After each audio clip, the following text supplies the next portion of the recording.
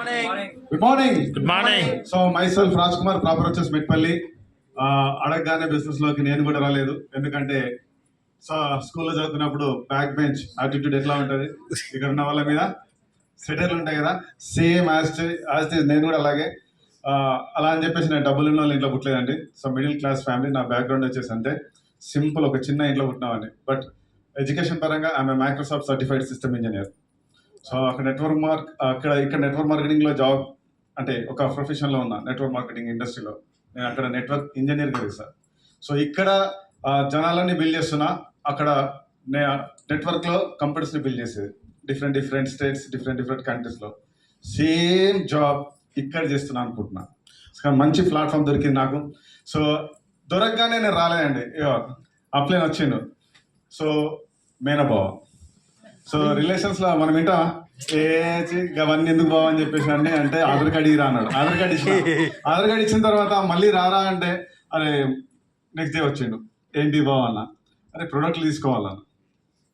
ప్రోడక్ట్లా, నిన్న ఆధార్ కార్డ్ అన్నావు, ఈరోజు ప్రోడక్ట్లు అంటున్నావు, మళ్ళీ రేపు ఏమంటావు, సరే ఇప్పుడు ఏం కావాలి అంటే డబ్బులు కావాలన్నాడు.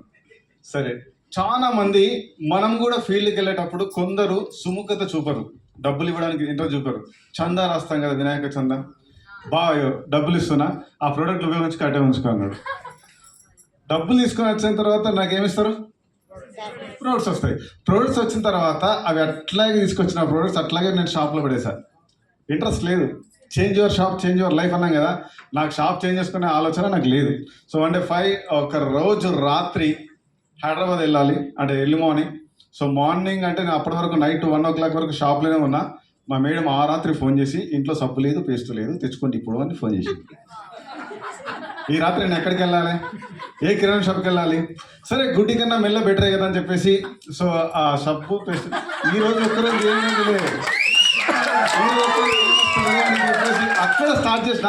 బట్ బాత్రూంలో బ్రష్ చేస్తున్నప్పుడు ఎనమిల్ చెక్ చేసిన, బాగానే ఉంది. బస్లో కూర్చున్నప్పుడు బాగానే ఉంది. సో బ్రీతింగ్ చూస్తున్నా, ఎక్సలెంట్గా ఉంది. దీని సంగతి ఏందో వచ్చిన తర్వాత దాన్ని అనుకున్నా, ఆ సంగతి లేదు, ఏమీ లేదు. సో మెల్లిగా వర్కౌట్ చేసిన.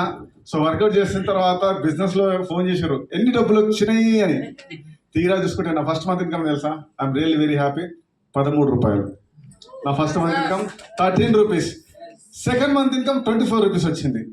ఈ 24 రూపీస్ చూపించి నేను ఇది చూపించి నేను ఎవరికి చెప్తే నా మాట ఎవడన్నా వింటాడా? సో ఆ 25 రూపీస్ వచ్చిన నేను, సో అంటే దీంట్లో ఏదో ఉంది. ఫస్ట్ మంత్ 13 రూపాయలు అంటే నేను ఇంక్రిమెంట్ ఇచ్చింది. సో ఇంక్రిమెంట్ హ్యాపీగా ఫీల్ అయినా, ఏదో వచ్చింది అన్నట్టుగా. బట్ ఈ నెలలో మిస్ అవుతుందన్న ఉద్దేశంతో ఫస్ట్ నేను నేర్చుకోవాలని చెప్పేసి ఒక రోజు ప్లాన్ చేయాలని ఇమ్మడబడ్డారు. ఏం చేయాలని ఫోన్ చేస్తాం కదా, ఇది చేసిన అన్న పాపానికి ప్లాన్లు చేయన్నారు. ప్లాన్ చెప్పడం రాదు, అది ఎట్లా చెప్పాలని కూడా తెలియదు. వచ్చిండు, ఒక 2 ప్లాన్లు చెప్పిండు. ఒక్కరోజు పవన్ సార్ని దొరకబట్టి 28 ప్లాన్లు చెప్పించిన ఒక రోజులో. 28 ప్లాన్స్. 4 ప్లాన్లు సార్ చెప్పిండ, మిగతా ప్లాన్స్ పక్కన కూర్చుని పెట్టుకొని ప్లాన్ చేసేది. నేను ఇక్కడ ప్లాన్ చేస్తే బయటకు పోయి కాల్ చేస్తుండే, రండి అని.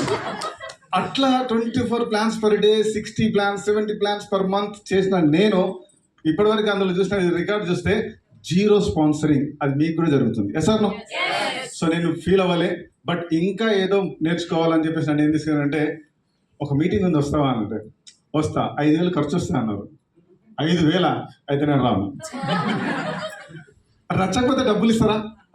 ఇస్తా. ఓకే, ఇది రిఫండ్ పాలసీ ఉంది, నేను కూడా వస్తా. చాలు.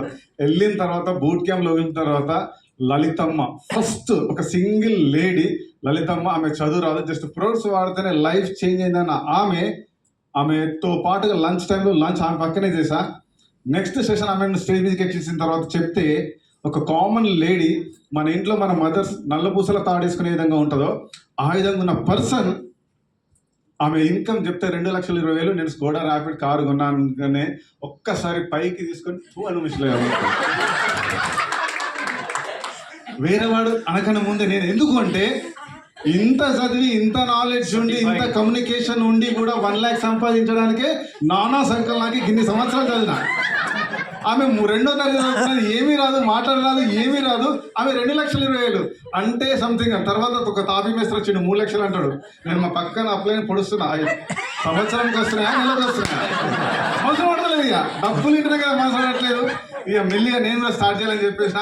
సో ఫస్ట్ మంత్ 13 రూపాయలతో స్టార్ట్ అయిన నా ఇన్కమ్ 8వ నెలకి నా ఇన్కమ్ మన బిజినెస్ లో 52,000, జస్ట్ 8 మంత్స్.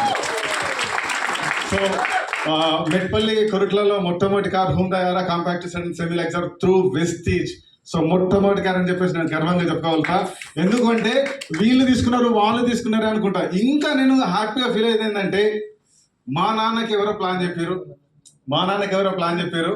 అట్లా 3 times మా నాన్నకి అనుభవం.